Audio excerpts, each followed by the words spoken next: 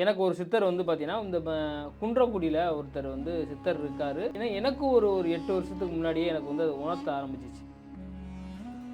அவர் இருக்க இடத்துல ஒரே இடத்துல தான் இருக்காரு. அவ்வளோ ஒரு வந்து அழுக்கு, இந்த இது சம்மந்தமா குடிக்கிறது எதுவுமே கிடையாது. ஒரு சின்ன துர்நாற்றம் எதுவுமே வந்து அந்த இடத்துல இல்ல. ஃபர்ஸ்ட் எனக்கு ஒரு பயம். போன உடனே அவர் என்ன பண்றாரு அப்படின்னா, அந்த பஸ் கரெக்ட்டா அவர் இருக்க இடத்துலேருந்து திரும்புது. திரும்பின உடனே பார்த்தீங்கன்னா, அவரு கீழ குனிஞ்சிட்டு இருந்தாலும் டக்குனு நிமிர்றேன் என்னைய ஆசீர்வாதம் பண்ணாரு. அம்மன் அவ பார்த்துக்குருவா காளி. அவ பார்த்துக்குருவா. நீ போ. இறைவனூரும் இறைத்தலும் உடமை என்பர்களே வணக்கம். என்ன நண்பன், நல்லா இருக்கீங்களா? நிச்சயம் நல்லா இருப்பீங்க. நல்லதே நடக்கும். இன்றைக்கி பார்க்க போகிறது ஜோதிடர் ஆவுடையார் அண்ணாமலை ஐயா வந்திருக்காங்க, நம்ம ஸ்டுடியோவுக்கு வந்திருக்காங்க. பல அரிய தகவல் நம்மளோட பகிர்ந்துக்க போகிறாங்க. ஏற்கனவே வந்து அவர் கணக்குப்பட்டி ஐயாவை பற்றி நிறைய அனுபவங்கள் ஷேர் பண்ணாங்க.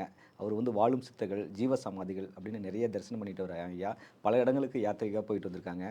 ஜோதிடத்தோடு சேர்ந்து நிறைய ஆன்மீக தகவலும் ஐயா சொல்லியிருக்காங்க. என்ன ஃபஸ்ட்டில் நிறைய ஷேர் பண்ணியிருக்காங்க. இப்போ உங்களோட அந்த தகவலை ஐயா ஷேர் பண்ண சொல்லியிருக்கேன். கண்டிப்பாக நிறையா சொல்லுவாங்க. நம்ம குன்றக்குடினாவே குன்றக்குடி அடிகளார் தெரியும். மறைந்த ஐயா குன்றக்குடி அடிகளார் வந்து தமிழுக்கு பெரும் கொடைன்னு சொல்லலாம். இன்னொரு அவர் அவதார புருஷர், அவர் வாழும் சித்தர் இருக்கார். அது வெளி உலகத்துக்கு அறியப்படலை. ஆனால் ஐயா தரிசனம் பண்ணியிருக்காங்க. அவ்வளோ அவர் வாழ்க்கையில் பல அனுபவங்கள் வந்து குன்றக்குடி சித்தர் பண்ணியிருக்காங்க. அந்த அனுபவத்தை பற்றிலாம் சொல்லலான்னு இருக்காங்க. ஐயாவை சந்திக்கலாம்.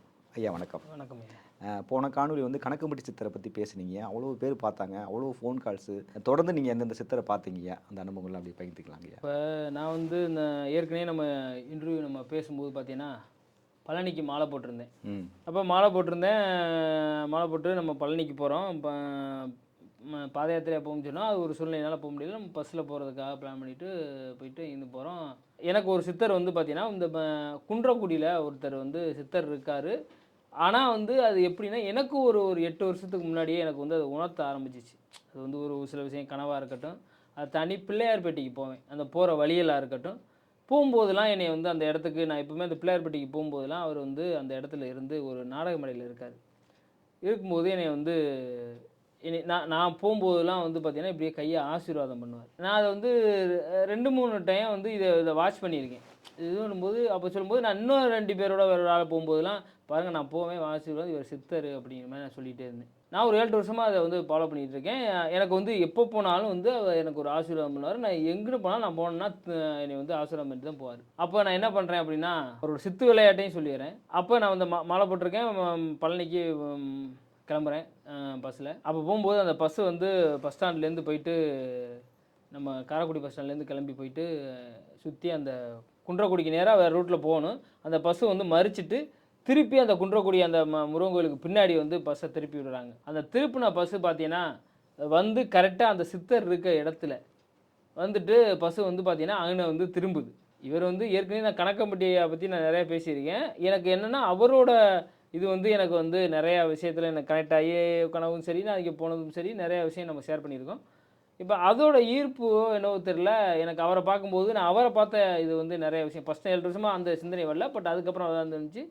அடிக்கடி நான் போகிற நேரத்தில் ஆசீர்வாதம் பண்ணிட்டு இருந்தார். இந்த பஸ்ஸு போய் திருப்பி வந்து பார்த்தீங்கன்னா, அந்த கரெக்டாக அவர் உட்காந்துருந்த இடத்துலேருந்து பஸ்ஸு திரும்புது. நான் எங்கள் வீட்டுக்காரம்மா, எங்கள் மாமனார் 3 பேரும் போகிறோம். போன உடனே அவர் என்ன பண்ணுறாரு அப்படின்னா, அந்த பஸ்ஸு கரெக்டாக அவர் இருக்க இடத்துலேருந்து திரும்புது. திரும்பின உடனே பார்த்தீங்கன்னா, அவர் நான் கீழே குமிஞ்சிட்டு இருந்தாலும் டக்குனு நிமிர்றேன் என்னை ஆசீர்வாதம் பண்ணார்.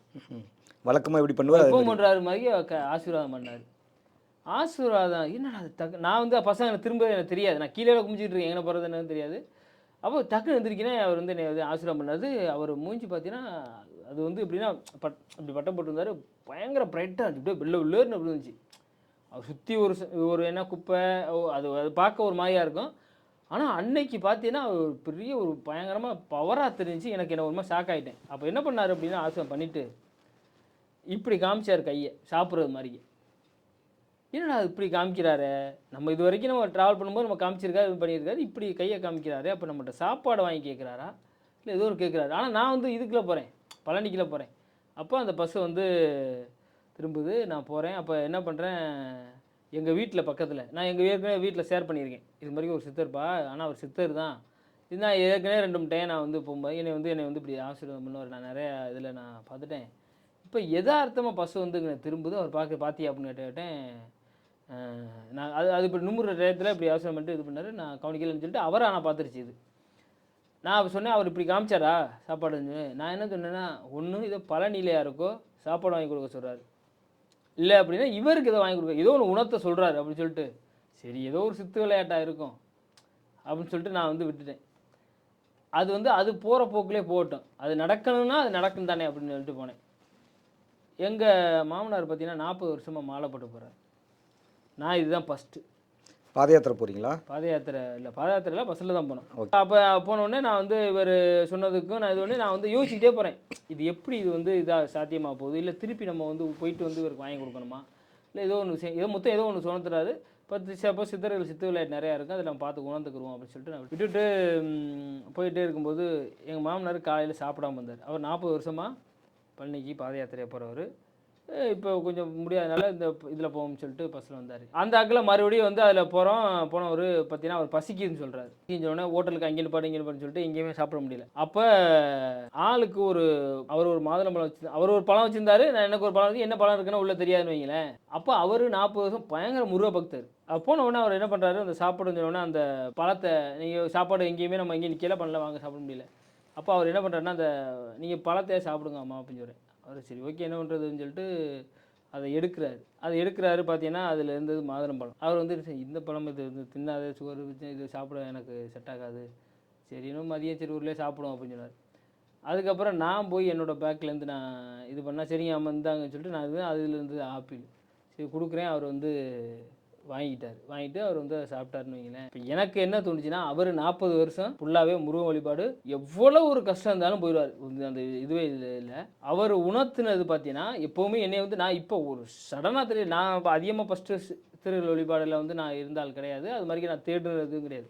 நான் போகிற வழியில் என்னை இது மாதிரி ஒரு 10 வருஷம் 7-8 வருஷமாக வந்து உணர்த்துறாரு. நான் பிள்ளையார்பட்டி போகிற வழியில் பார்த்தா தெரியும் பண்ணுறாரு.